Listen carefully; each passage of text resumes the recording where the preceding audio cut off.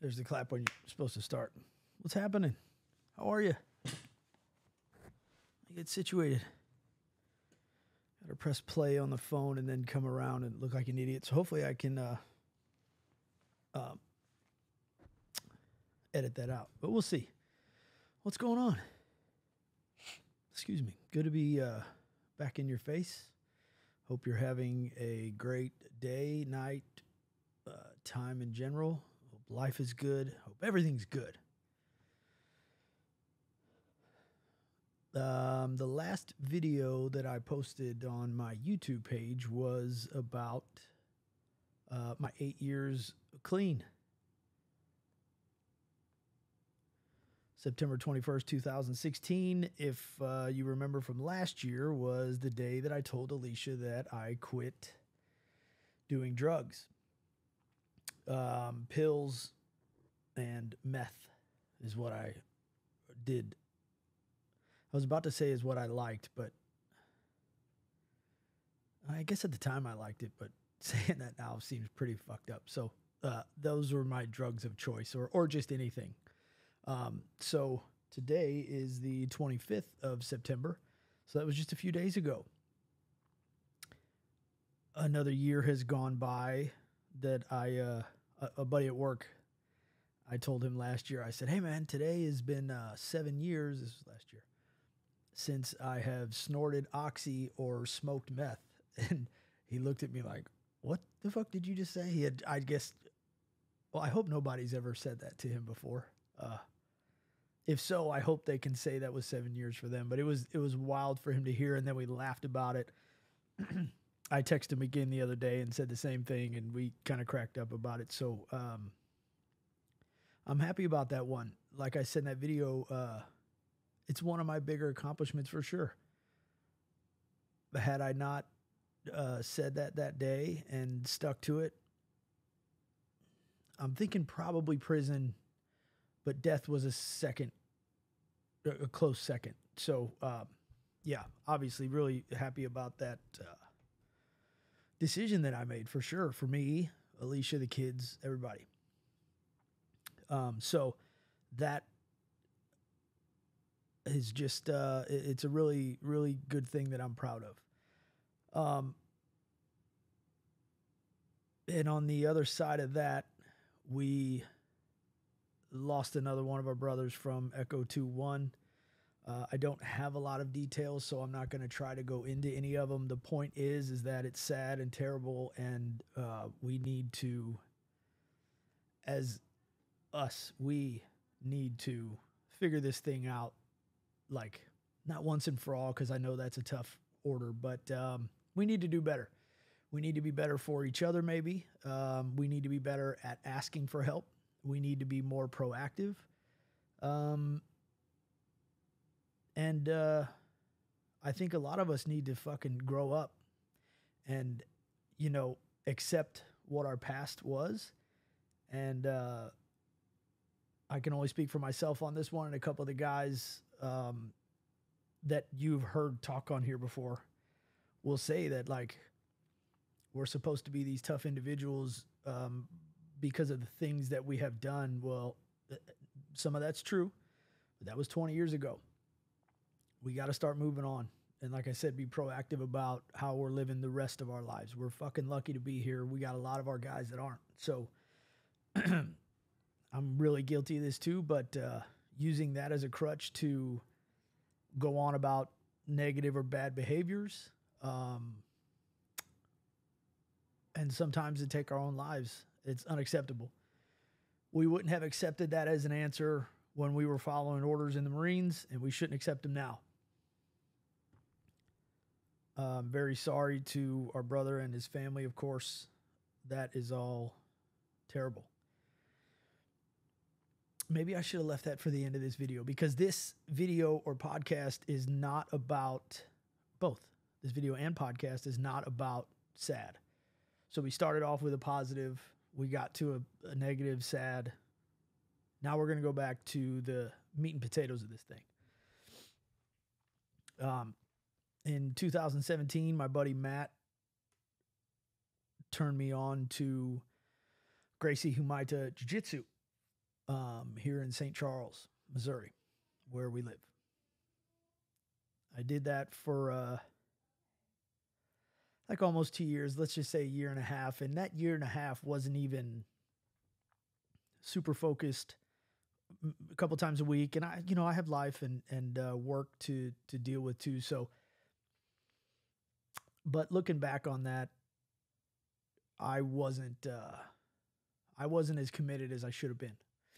And I say that because right about a month ago, I just went back and started training again. And I've been thinking about why I took a break years ago. I do remember doing some at-home stuff, right? Our professor, J.W. Wright, he would have like online Zoom, like workouts and stuff. It was just to keep busy and the community part and all that stuff. So it was cool. But I remember like that was kind of the end of it. So let's say 2020 somewhere. Now it's 24. So it took like 4 years off. And this kind of does tie into what I just said about how we need to be more proactive and stop using what has happened in the past as a crutch for now and moving forward and understanding, accepting, and still dealing with it for sure. Still dealing with some things, but a more proactive approach. At the time, and I was talking to Gomez, who's been on here. You guys know him. I was talking to him the other day, and we were talking about our brother who we lost. And it was kind of like this thing that a lot of us are kind of pussies. And I hate to say that about myself. I'm not necessarily saying that about anyone else, but we're very much into other people helping us fix things, but not doing as much on our end. I think this goes a lot of life, not necessarily just guys who fought in wars or Marines or like any brand, whatever. But we get out and we're kind of like not put on a pedestal, but we've done something quote unquote great. And we just kind of ride that wave for a while. And it's unfortunate because that shit tends to go away. I don't know exactly what I'm trying to say with this, but I thought when I first started training, like, I've been through these things and, kind of like, not a bar fighter, but had plenty of, like, not plenty, but some experience with violence and fighting and all that shit that I was never into. I can say that. I was always really scared. I was never like, it seemed like I was always hanging with older people and there was always, everybody was bigger than me and stronger than me. And it was always like I was definitely underdog in any situation I got in. So I'd have to find the smallest guy of that crew that we were all going to get into it with and hope for the best, But it was always scary and intimidating. And, I think as well as it should be when you're like drunk fighting in a bar for like no reason. Right. It's one thing if someone's like hurting your family, then it's just like a different mindset. But when you're being some punk ass idiot in a bar, so it was nothing that I was like born into. As a matter of fact, there was violence around me as a kid that really like scared me. Right. So I'm not into that. But I thought at first when I walked into Jitsu Academy in 2017 that like I had my green belt in Marine Corps martial arts, which I'm laughing. It is good basic knowledge, I guess, for sure. And I know it's gotten better now, but I just kind of thought like, this is going to come natural to me. I'm going to soak it up and I'm going to get to wherever I'm going pretty quick. And nothing could have been further from the truth. While I know that I had a way bigger ego then, and we all have somewhat of an ego, I think. I know that I have somewhat now.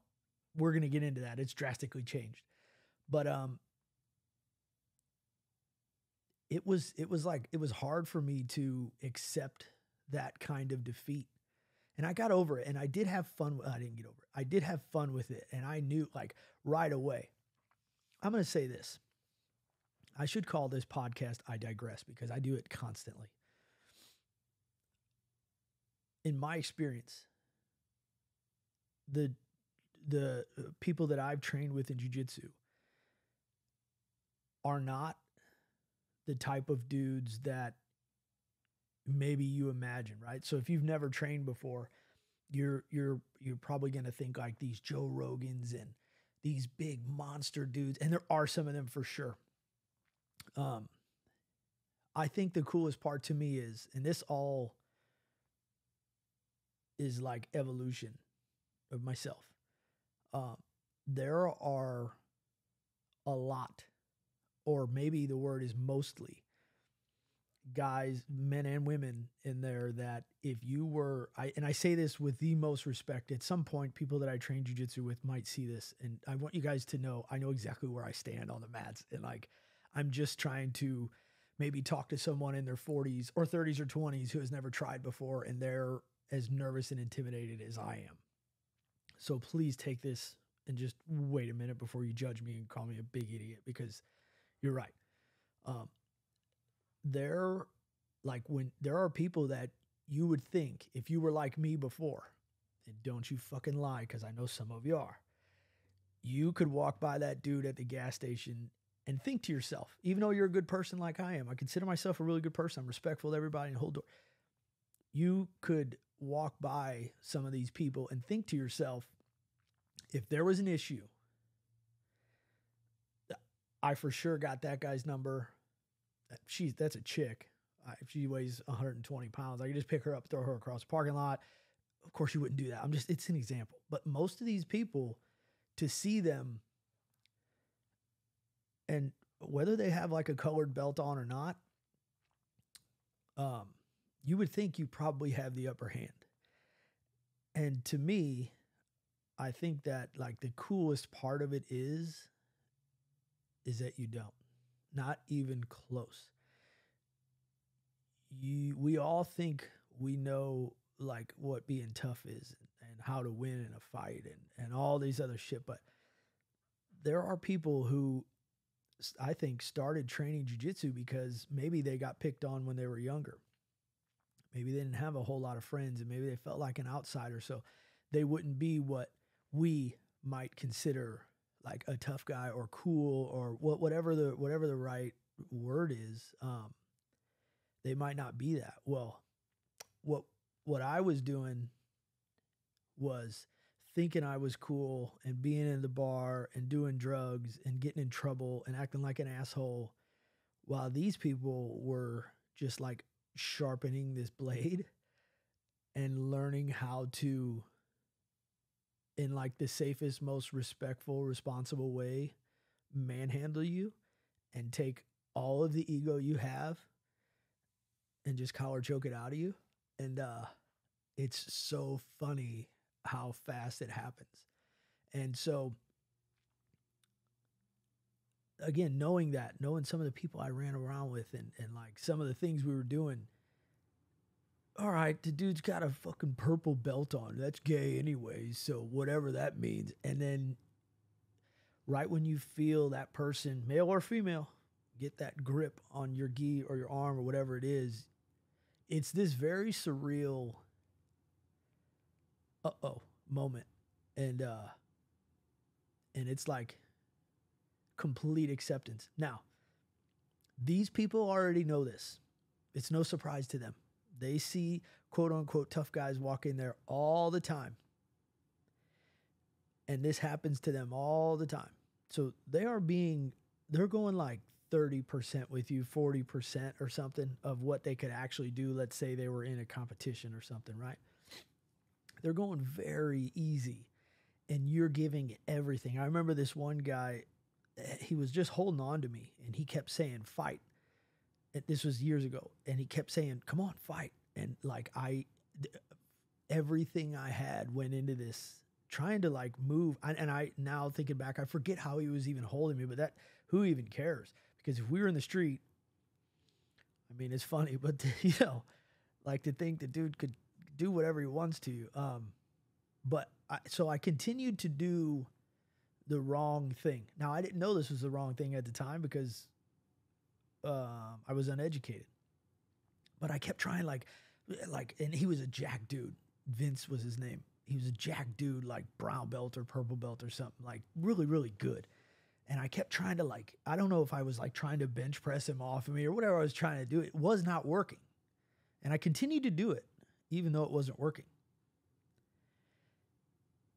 And I think there was like a second there where I was like, oh, okay. And like there's nothing you can do. And it's really necessary for like the growth part of it. So I went through that, and I remember I got home and like my head was just like swollen, just like there was no breathing involved on my part. It was all just like trying to be strong. And if you look into the whole history of jiu-jitsu, that's, it started out as a martial art for weaker people to be able to defend themselves and win against stronger people. So to think that I was first of all, this dude was way stronger than me. Second of all, he has this knowledge that I don't have. So to think I could muscle my way out of anything, like these people can just do whatever they want to you. And it's a really weird thing to accept, but you should just accept it before you go because it's real. And there's, you might not like it, but it is what it is. And so getting used to it is a big deal. So I remember having a lot of fun. I remember that those people were all very cool. Instructor, Professor J.W. Wright has his black belt under Master Horler Gracie, who was Grandmaster Elio Gracie's son. So, I mean, like the lineage is from the top, right? He's the coolest dude in the world. Nobody ever let anything happen to you. There's no like, for people who are thinking about it, there's no like bullying or like just, oh, here comes a white belt. There are some dudes that try stuff because it's easier to try on you, but nobody's there to hurt you. Everybody's got to go to work. It's not a competition. It's competitive, but it's not like, you can be okay. You're going to be okay. You can relax and know that like how good this thing is. And anything that would come that easy wouldn't be worth it, right? So like, of course you're going to go through where I am still, again, going through just to like, come get your pound of flesh from me, But, but again, so I remember everybody being really cool. It had nothing to do with anyone else is my point. This is all internal. There is zero external forces that were pushing against me at the time. I didn't know this because weirdly, I'm sure you've experienced in 4 years, you can become a completely different person. Mind you, I said September 16th, 2006, September 21st, 2016, I started my like sobriety journey. So somewhere in 2017. So it's probably like early 2017. So I'm like newly sober, newly like thinking clear again and all this other stuff, right? So again, there were no external forces that were in any way, shape, or form negative. No one said, you fucking missed class. No one said like, you're not doing good enough. No one said you should be better. No one's thinking about me at all. It's me, right? So I wrote out this thing and, for a little while, like, all right, this is like where you're supposed to start. Everyone has to start somewhere. I can understand that and appreciate it, but I wasn't doing anything wrong. I was growing in jiu-jitsu, I think exactly the way I was supposed to grow. Things were like coming to me, and like my buddy, he was a blue belt at the time, then got his purple belt. So we were always working together in class. And he was like, dude, you're doing things right. You're moving. It's all about, just like anything else, going. It's all about consistency. Same fucking thing. And I know very little about the consistency, but I'm just saying, I'm realizing now what the importance of consistency is, whether it's lifting or eating right or throwing darts. Like, you can't expect to win some kind of competition when you do it once a year, obviously, right? So, again, the COVID thing happened. Wasn't able to train a lot. I use that as a big excuse. the money. My kids were involved, so I had to take them, watch them for an hour, then train for an hour and some change, and then get them home. They were younger at the time, try to get all this homework and all this other stuff done, which it's real. It's not a thing, right? But I could have managed it and I could have stuck with it. My job affords me some days off where I could have went to day shift or day class. And a lot of times I was scared, like the anxiety and nerves and shit, like when I was on my way, where it was a lot for me, man. And so I had a bunch of excuses that, again, were internal. Some reasons, but mostly excuses that were internal that no one else put on me. Everyone supported, the people close to me, like, we're all supported. It's just me. It was ego. I was not equipped at the time to, talk to myself, or maybe even like talk to my instructor or some higher belts. I would talk to my buddy Matt all the time, and all he would say was like positive stuff. So it was all just me. So I never threw my gis. I never threw anything away. So there's a part of me now that thinks that I knew I wasn't done. But I was putting too much. I was putting too much on myself. It sounds fucking really lame, but I was doing something to myself that caused me to stop, to quit. I hate the word quit because it's not good, but I quit. I quit on myself. And now I'm okay with that in a way because it got me where I am, right? So fast forward to just a month ago. Hang on. I'm over at Matt's house, and another friend of ours started training before me. It was really good and has continued to train. So we're all over there doing a little celebration thing, and he was leaving. I said, "Hey, man, you still training and stuff?" He's like, "Yeah, dude." And another academy opened up in a different part of town with another instructor who, when I was training years ago, was a brown belt, and he was really cool, kind of like grabbed me early on, and was just kind of always helping me out. He's just a monster to deal with. Of course, he's a monster to deal with. He's a brown belt, and I'm a white belt at that time. So, of course, you're going to go nowhere. But he said that this guy, Phil, had, now he's the head instructor at another school, same affiliation, but different part of town. And I told Alicia, I said, man, if some things go right, I'm going to start training jiu-jitsu again. She was like, yeah, great, And so now it's back in my head, and I'm thinking about it. And I was like, well, why should I wait for these things to happen, right? Like if I know I want to train jiu-jitsu again, why should I wait for these other things to happen? It could take who knows how long. It could take a year or 5 years or whatever for these things to develop, and if they do at all, to be honest with you. But like, why not? Like, if I can budget the money and know that I'm, like if I can afford it, there's really no reason why I can't, right? I'm still in the same work schedule. So I still, fortunately, I guess, with the night shifts and shit that I've talked about, they suck, but there are plenty of opportunities during the day for me to go. And so it's like, why wait around for what? So I looked him up, called the number, and sure enough, it was Phil. I'm like, hey, man, this is Dominic. I used to train with you. You might not remember me. He's like, dude, I know the name, and I'm pretty sure I know the face and stuff, but that didn't even matter. He's like, how are you, man? How's everything been going? And he's so like positive and awesome and shit.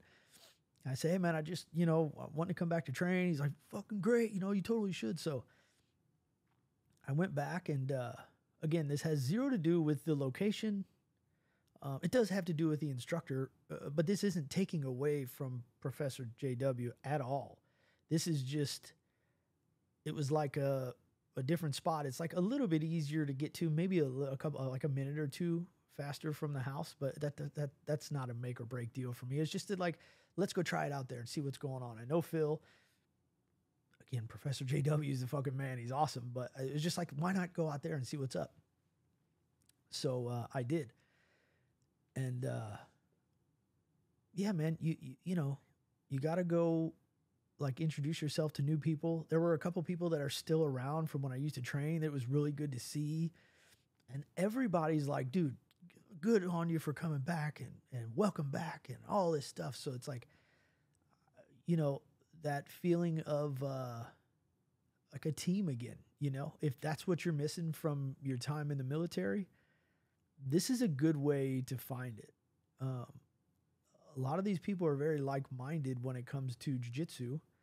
So it's a different mission and a different team, and there's a lot of differences. It's not military. There are veterans there and not. Who, again, dude, it's been 20 years. Who gives a fuck?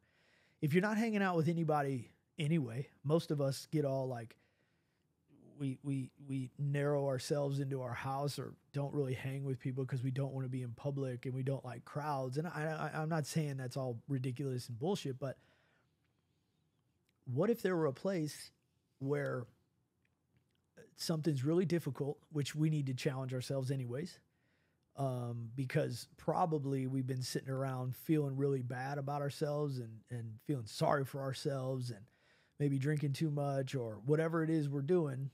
Like, what if there were a place where everybody was cool? And I'm not saying you got to be best friends with everybody, but everybody there is cool and welcoming and like respectful, and no one's there to hurt anyone. They're all there. Everyone is pretty much, there's like competition dudes, and you know that they're competition dudes. And then there are just, they call them hobbyists now. They're just like older people. I'm 41. There are older people there. They're just looking for like exercise, and because it's cool to learn and it's fun to sweat like that, and like, you know, all the benefits that come along. Well, what if there was a place like that, you know, if you are at home and you're on disability, which is very much yours, man, I am not taken away from that. I am myself too. But if that's the case and we're not working, I work, but let's say you're not, you probably have the funds to go do something a couple of times a week for yourself, right? And what if I were to do this? What if I were to say like the first class is free?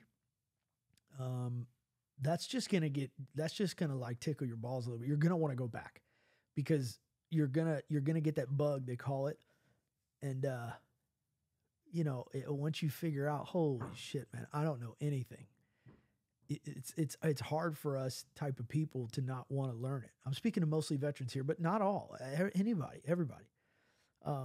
What if there were a place like that you don't know how much you would enjoy it until you went? Would you give it a shot? And if I'm talking to veterans out there, if you are, I think you should probably look up We Defy. We Defy is an organization that if you qualify, it's a certain percent disability. You have to send them some paperwork and they give you a grant. If your local school, and I'm sure they would work with you on this, if your academy, and they're not fucking paying me, I just think it's a great thing.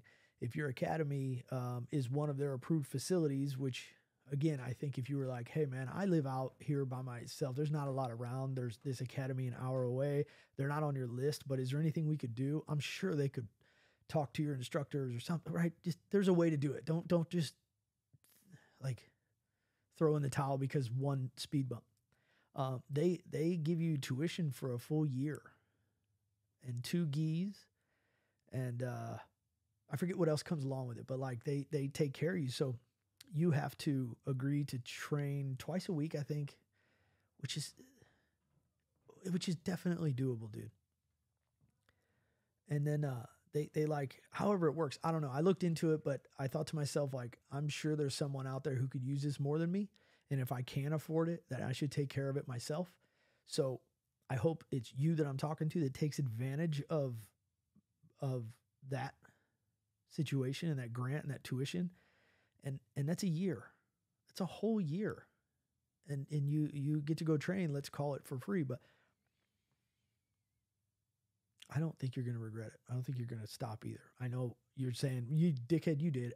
You're right, I did. But I was a little younger then, and just, I don't know. I just really think everyone should try it, military or not. So, if there were a place like that it sounds like a good idea while my stupid ass is sitting here talking to you, then like, maybe trust somebody that you don't know. Maybe try something different. If what you've been doing for 15 or 20 years, or however long you've been out, or however long you've been just like depressed or not happy, if that's not working, you got to try something else. Because again, it's not working. So like, give it a shot, give something a shot. I'm not getting paid to do this. I'm coming to you because I'm a dude who, I have a lot going on in my personal life too. Um, I, and today a couple of those things popped up, and I know me, and they're like, a lot of me wanted to just stay at home and sit in my fucking just negativity and feel that, because that's what's been comfortable. And it's like, no, don't do that. And so I went to class, and I was talking to my instructor, Phil, afterwards, and I said, hey man, I've got like some good stuff, some really good stuff going on. And then I've got like these other negative things. They're outside things, but they're negative things that are like pulling away at my positive and what I'm trying to do in my life. And I just accomplished another year of being clean and off of drugs. And so I kind of thanked him. I thanked him. It seems lame, I know, but like, I felt like he needed to hear it, man. It's the best therapy that I have ever went to. And I've went to all of it, and I've tried all the medications, and I've done all the drugs, and I've done everything to circumvent the actual problem. But like with this one, I got a call Monday, that I finished in the parking lot, that someone very close to me has had something really bad happen to him, because they did it.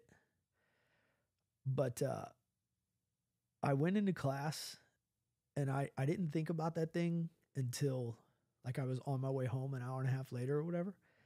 And even when I did think about it, it just wasn't that big of a deal, because I am a very little fish in a small pond these days, as basically a beginner again. And I just had to deal with these people like choking me in arms and all that stuff, So I didn't have the energy. You have to be present and focused on that thing now. You can't worry about outside stuff. If you're interested in jiu-jitsu, you have heard this before, because there are millions of videos of 40-year-old dudes saying the exact same thing as me. But if there are millions of videos of 40-year-old dudes saying the same thing as me, maybe some of it's true. Go. So I've noticed that the growth personally, I don't feel like every time I tap is a loss anymore. I look at it like, first of all, maybe it took just a couple seconds longer than it did before. That's a win. And there are all these things that like I used to look at as negatives, that now I just choose to, all right, well, what can I do different next time? And you know what? Next time comes around and I make the same mistake and put both hands in, or let this arm turn over. Now he's got my back. I do it over and over and over. At some point, you stop doing it, apparently. I still make the same mistakes all the time, but I know that at some point I'm going to learn and stop doing that, because it's like the evolution of it, And so I'm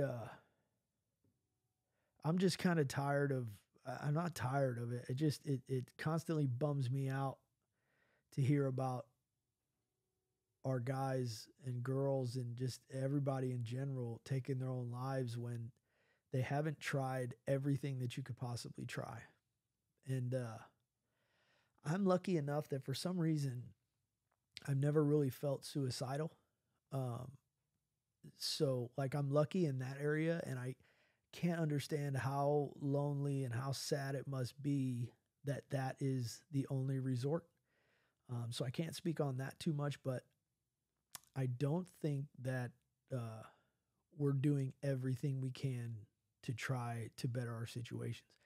I know I'm wrong in some ways, but like I know that, there are a lot of resources out there and a lot of things you can do to like get through whatever the tough thing is. And I just don't know. I think a lot of us want to take the pill and it work. And maybe it will for a little while, but it's never, I don't think it's ever like really final. And man, it bums me out. And it bums me out. And then in the exact same moment, I'm really happy that I went back and found this thing again because of what it's done for me. I got home again today, and that same problem that I had going on like resurfaced. So I had to go through that again. But it's like I just was with some people today who and when I was talking to Phil and telling him thank you, like another dude came over and was like, I don't know how I could do much without this. And then another dude chimed in and he was saying how fucking this is therapy, and he doesn't really even look at it as like coming to jiu-jitsu. He looks at it like going to a therapist office. And it's like, so these dudes were just hearing this conversation that Phil and I were having. It's not private. We were on mats where people were rolling around right next to us. So it's not like we went into a room by ourselves, but like these dudes overheard it while they were rolling. And it obviously clicked something with them because they got into the conversation. So now there's 3 of us sitting around our instructor who, by the way, was so thankful and said that he got a call from someone else who was telling him basically the same thing. And he's like, you guys don't know how happy it makes me that I can be the one here to help you. And he told me, he goes, Dom, I remember Monday. It didn't look like you had anything going on, like, to me. Because he can tell, you know, if you're bummed out, people know. He was like, it didn't seem like you had anything going on to me. And I was like, that's the fucking beauty of it, is because I didn't want that to affect me, and nor could I let it. I already had enough problems with these fucking monsters I'm rolling around with, you know. But he's so like, I'm happy to be the one who can like help you guys, unknowingly help you through these things. And so here I am thinking like I'm the only one. This is kind of gay for me to be telling another dude, and then so-and-so chimes in and so-and-so chimes in. And now, so you see how this little community just formed. And I'm guessing everybody else that was on the mats, if we stopped and said, hey man, has anybody else ever felt, I guarantee everybody else has their own things. Everybody's got something going on. So I know us 3 aren't the only ones. And so there you go. If you walk into an academy by you, not like the first day, maybe go dump all your shit out on everybody, but I guarantee you there's a lot of people there that you'll come to find have the same stuff going on. And now you have this little community and of people who are like-minded and who also have things going on. Maybe it's not military stuff. Maybe it's business or health or whatever, family and all their bullshit. And you can, you know, you have something in common. And it's pretty powerful. So that's kind of what I wanted to talk about. I had a lot of nerves, like, and I still do, about like my body, right? So you could be watching this going, yeah, dude, but my knees are fucked up and my back hurts. Brother, or sister, I am with you. So let's just say knees, for example. Let me help you through your first one. When I go to roll with higher belts, generally higher belts are more into leg stuff, knee bars, toe holds, and like ankle lock. It's more for higher belts because younger belt or lower belt, white belts, are kind of can be spazzy and grab an ankle and not know how easy it is just to pop stuff in an ankle or a knee. Fuck, man, knees go quick. So like, we're not even taught a lot about that stuff. And I know that's by design. I could ask Phil, but he'd be like, well, man, you know, it's by design. So if I'm going with a higher belt, I put my leg in a bad spot because I don't know shit. I go, hey man, real quick, I want you to get good reps because I want you to continue like your game. But once you lock it in, could you not crank on it for me like at all? And it's my job to tap early and tap often.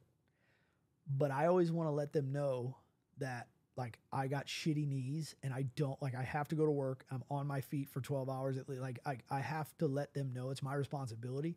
It's their responsibility to be a good partner too. But some people don't tap, but some people don't give a fuck. And that's on them and that's cool and that's their thing. But I do.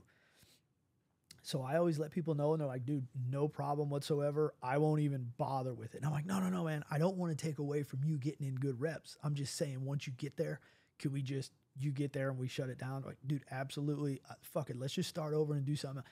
Nobody's been like, well, it's fucking gay. You shouldn't be coming here if you don't. No one, that's not even a thing. Everybody has to go to work. You know, so there are dudes that are like, oh man, this shoulder's kind of fucked up. If you were to by chance maybe get a Kimura, which I won't because I don't get offensive situations on people. I'm just surviving for like a while. Could you just not crank on it? And it's like, absolutely. You know what I'll do instead of that? I'll just won't even bother, you know, because I don't want to accidentally hurt someone being a white belt. You got these people who are trying to show you stuff. You don't want to be spazzy and like jumping all over the place and landing on them and like fucking them, hurting somebody on accident, you know? So there, I just answered that question. You got a bad back? So do I. My back hasn't felt this good the better part of 20 years. I like lift and run, but lifting and running is like this tense. It's like this. You know, you imagine you're running, you're always like up straight, you're benching, you're curling, you got your core tightened. Well, jiu-jitsu has a lot of this, the lateral movement, you know, twisting around, feet way over. It just, that's like, it's been huge to me that my back isn't just killing me. Excuse me. You're going to be a little sore, of course, depending on the volume that you put in, you know, you're going to be a little sore, but come the fuck on, man. Being a little sore is okay. Especially if you've been sitting on the couch and not doing anything. You're definitely going to be a little bit sore, and you fucking deserve to be because you haven't been doing shit. But that's going to happen too. But it goes away. So now I find myself stretching way more, like every day, eating a little bit better. I still like to enjoy food with my family and stuff. So I am not a person who's going to tell anybody how to diet. I do my best, but like, that's whatever. But it's like everything just kind of starts working together and becomes this like really good recipe.